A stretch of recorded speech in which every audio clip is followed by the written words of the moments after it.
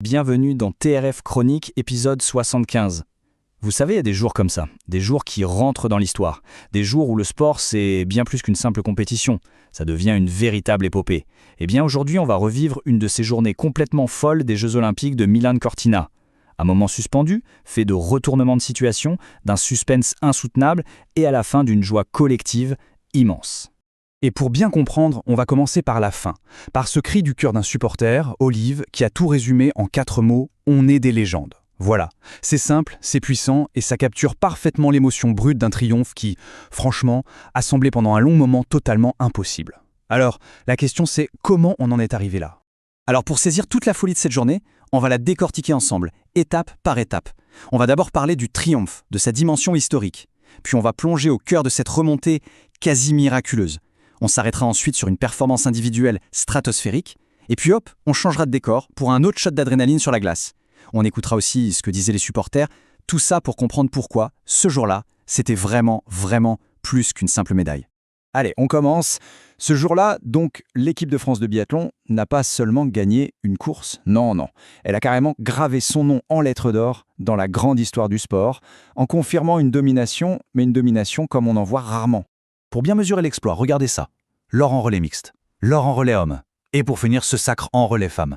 C'est ce qu'on appelle un grand chelem, un triplé qui est tout simplement du jamais vu dans toute l'histoire des Jeux Olympiques d'hiver. Aucune nation jamais n'avait réussi ça. Et avec cette 10e médaille, le biathlon tricolore a littéralement porté toute la délégation française. C'est juste monumental. Et ça montre bien qu'on a affaire à une génération absolument dorée. Mais attention, ce triplé historique, il a bien failli ne jamais avoir lieu. Loin de là. Parce que la course du relais féminin, celle qui devait être le bouquet final, ça a été un véritable scénario de film hollywoodien. La vraie question c'est, mais comment ont-elles bien pu transformer un début de course qui était une pure catastrophe en une victoire de légende? Tout a commencé avec ce chiffre, 55 secondes, moins 55 secondes. C'est le retard colossal, presque rédhibitoire que l'équipe de France a pris dès le premier relais, à cause d'un tour de pénalité. À ce niveau de compétition, croyez-moi, un écart pareil, c'est souvent synonyme de course terminée. Les espoirs de médailles, et alors d'or, n'en parlons même pas, tout semblait s'être envolé en quelques minutes. Et c'est précisément là que le Masi opère. Après ce coup dur pour Camille Bened, c'est Lou Gimono, la numéro 1 mondiale, qui s'élance. Sa mission, limiter la casse. Mais elle va faire bien mieux que ça. Avec un calme olympien, elle commence une remontée méthodique, seconde après seconde.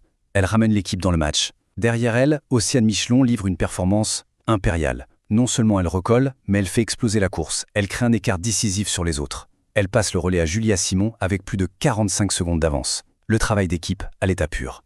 Et on arrive au dernier acte de ce thriller sportif, avec sa protagoniste principale, Julia Simon.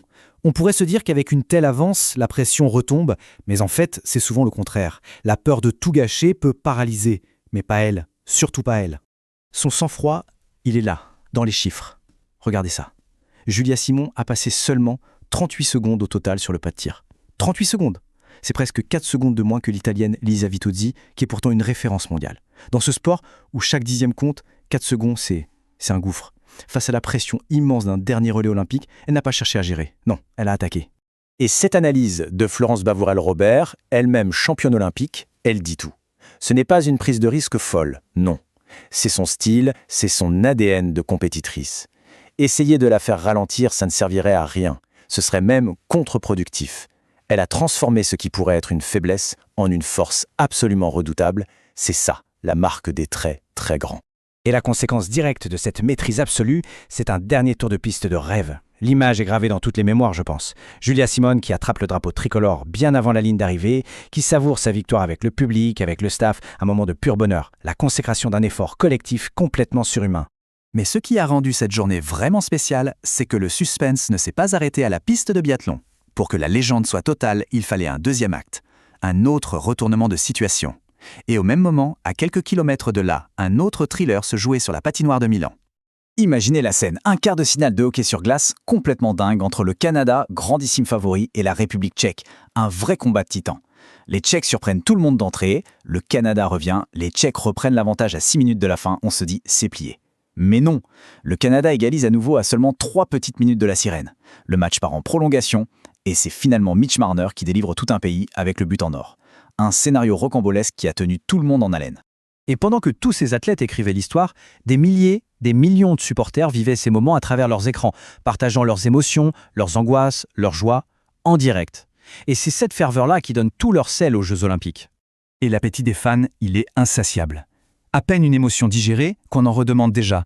C'est quoi la suite du programme? Il y a quoi ce soir et demain? C'est ça l'immersion totale, cette envie de ne rien, mais alors rien rater, du spectacle olympique. Et cette ferveur, ça donne naissance à des petits rituels géniaux, comme ce fameux hashtag #JSUL, pour Je suis une légende.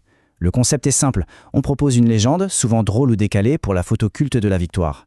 Et on a quelques pépites, de la référence artistique La biathlète guidant le peuple, à la scène de vie quotidienne pleine d'humour, jusqu'au fameux On est des légendes d'Olive, qui a mis tout le monde d'accord. Ah, et cette réaction, elle est fantastique. Elle montre à quel point ces victoires, ça dépasse le cadre du sport. Ça devient une source de fierté, un argument dans les discussions à la machine à café, un moment de joie qui permet de clouer le bec aux sceptiques. Le sport, vecteur de fierté nationale, mais aussi très personnel. Bon, au final, qu'est-ce qu'il reste de cette journée complètement folle? Si on prend un peu de recul, on réalise que c'est bien plus qu'une simple ligne sur un palmarès. En fait, l'essence de cette journée, elle tient en 3 éléments. D'abord, une performance sportive hors du commun, cette remontée improbable. Ensuite, un suspense à couper le souffle dans une autre discipline qui montre toute la richesse des Jeux. Et au centre de tout ça, une communauté de supporters passionnés qui vibrent tous ensemble. C'est l'alchimie de ces 3 ingrédients qui a rendu ce moment légendaire.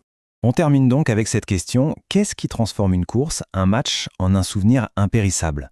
Est-ce que c'est le résultat brut, le scénario incroyable, ou est-ce que c'est l'émotion collective, le fait d'avoir partagé cette tension et cette joie avec des millions d'autres personnes? C'est peut-être exactement là que réside toute la magie du sport.